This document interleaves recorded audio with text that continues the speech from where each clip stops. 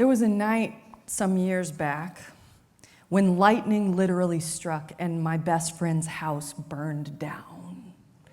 I don't say that to be dramatic, still less to elicit condolence, merely to offer up a moment of life as it actually is. The wonder and the beauty and the devastation in which we all move every single day. And even if one approaches such an event from the sky, from above, unpredictable, without an amount of maudlin emotion, the fact remains that on that night on which it was cold, my friend and her wife and their 2 kids and their dog, they stood there in that rain while the space that had been their master bedroom leapt into flames around them. In the darkness, they whispered to each other. We all walked out of that house, and neighbors enfolded them with love, and helpers came out of the woodwork. Some have said that God is not in the events of a natural disaster, but in our response to them. God is not in the lightning bolt. God is in the enfolding arms of neighbors, the absence of God made known when there are no arms to enfold us and keep us safe. But my friends were lucky. The world was crammed with God that night. And in the days following the fire, my friend and her wife, they asked their little 5-year-old girl what it was that would make her feel at home in this world, no matter where she was, even though their house was gone and most of her toys gone with it. They asked her what it was that would make her feel at home in this world even so. And her answer, she said, was corn dogs. And so they fed that child corn dogs and then more corn dogs, and all the corn dogs she ever will want for her entire life, that child will get, and they are okay, and they are rebuilding, and they are being home for each other. Just this week in Memphis, video came out that I cannot and will not bring myself to watch. Video in which Memphis police officers held down Tyree Nichols, a 29-year-old black man, and took turns punching and kicking him as he pleaded for them to stop, repeatedly uttering this phrase, I am just trying to get home. He uttered that phrase into the darkness, I am just trying to get home. Nichols died in the hospital 3 days after that supposedly mundane little traffic stop and the beating that followed it.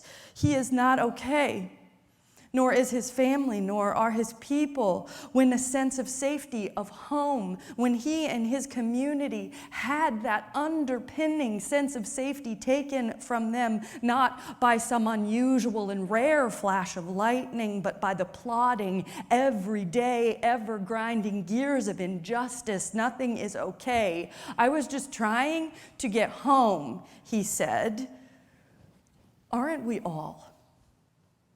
And when community does not hold us, when community refuses to hold us, when the systems will not hold us because community is broken and injustice closes in, some of us cannot survive the long, cold nights before we get back home and we have a chance of being safe and sound again. Today, these voices raised so beautifully in song, these instruments singing of ancestry, of the land of their foremothers, and all those who fought for it, who fight for it still, of the home that has always been their own for the people of Ukraine, even as the hostility and hunger brought about by empire and by despots who do not know what it means to call Ukraine home makes incursions over and over again on their safety. Today, we hear the songs of home. And we know that we human beings, we yearn for home and the safety that it represents. This is not news. We are so often displaced from real connection. We are so often adrift in a dangerous world. That is not news either. What I think is worth raising up for you today is the fact that we all yearn in this way. None of us is unique in the yearning for home, and thus in our shared loneliness, in our shared sense of exile from a world in which we might feel fully safe, the long labored journeys we all take toward home, we are not alone. A number of years ago, I knew this successful suburban businessman in my church who loved nothing more than to talk about his hometown. He loved to talk about the place he grew up. We'd sit in coffee hour at my church, and we'd make a proper hour of it, I'm telling you.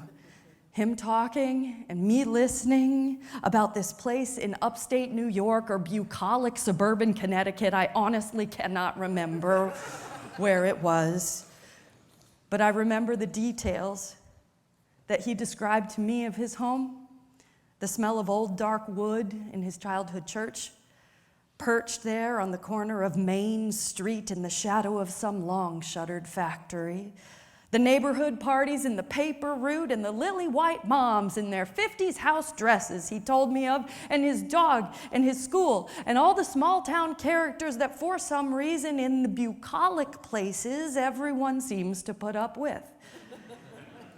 If I am to be honest, after several such conversations, at several such coffee hours, the whole exercise became for me a bit tedious. How wonderful, I said in my inner monologue, that you apparently grew up in Mayberry. How wonderful. But now what? Why weep when you speak of a long-lost home now? Why shake with the sheer force of memory when you imagine the taste of those long-gone potluck dinners? After all, here was this man like so many of us. He worked and had friends and went bowling and came to church on Sunday, where he sat over cups of fair trade coffee and remembered the good old days in some other place, which is the only thing he could imagine was home. He had a life in this place, a good one, so why still these shaking sobs when he remembered the only place in a life of over 60 years that had ever felt like home? Surely you know the answer, as I did, as he did. Maybe his remembered Mayberry was really that perfect. Very likely it never was. But one thing was certain. In that place that he remembered when he was a boy, he did not feel alone. And in his life, not so far from here, he often did. And that was the source of the tears. A deep and almost desperate yearning to feel that connected again. Not just to a place, but to a people, a community based on something other than transactional reciprocity and the continued performance of our excellence. Have you ever lived that, the continued performance of your excellence, DC suburbs people here in Fairfax?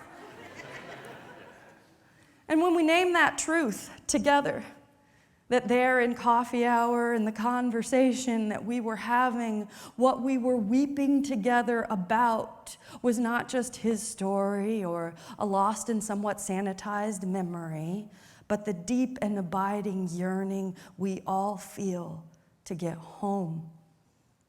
Our brains and our evolutionary imperatives, our spirits, they're all aligned to cause us to yearn for community. And so the yearning for home is the response in the human animal to the sense that without a people to call our own, a place to call our own, we are unprotected, we are at risk, we are alone. And so the yearning for home is a yearning not for a place as such, but for a people and the relative safety that comes with them. Home, or at least that thing we call home and which we most deeply yearn for. It is not a place. It is not even exactly a single person. What it is, I think, is a way of being in relationship to others. It is a feeling of mutual dependence, of shared vulnerability, of commitment to each other's safety over and against a risky, devastating, and frightening world.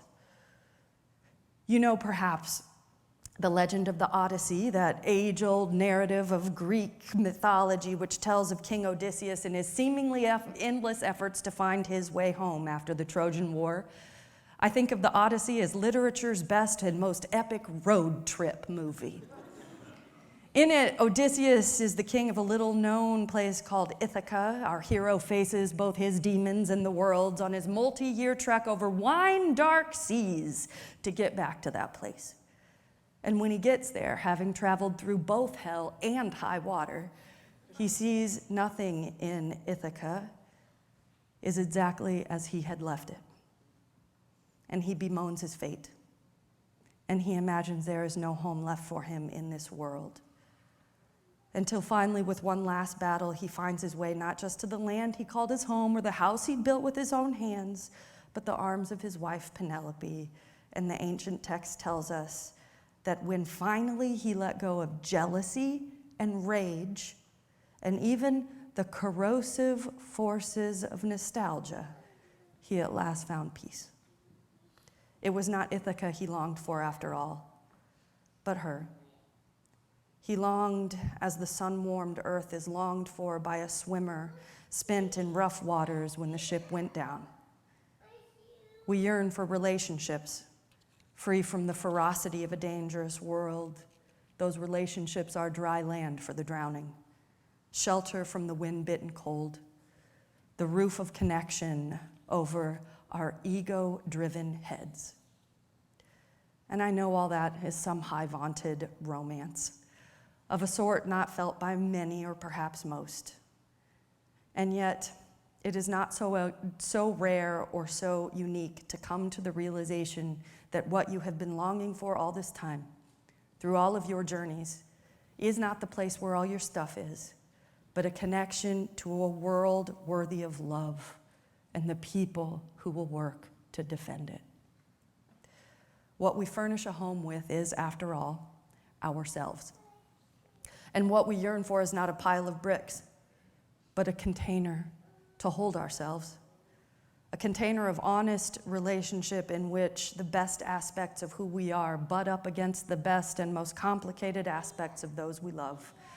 And perhaps this is the only work we are called to do, to build a better world where we can be home for each other, where more of us more often can make it out alive.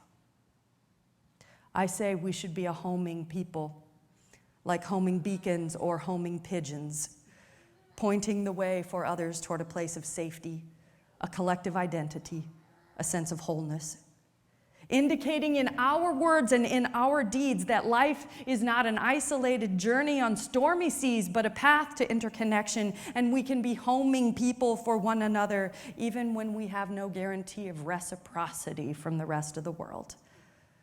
What would it take, from the center of whatever loneliness you might feel, to reach out with a gesture of home to someone else?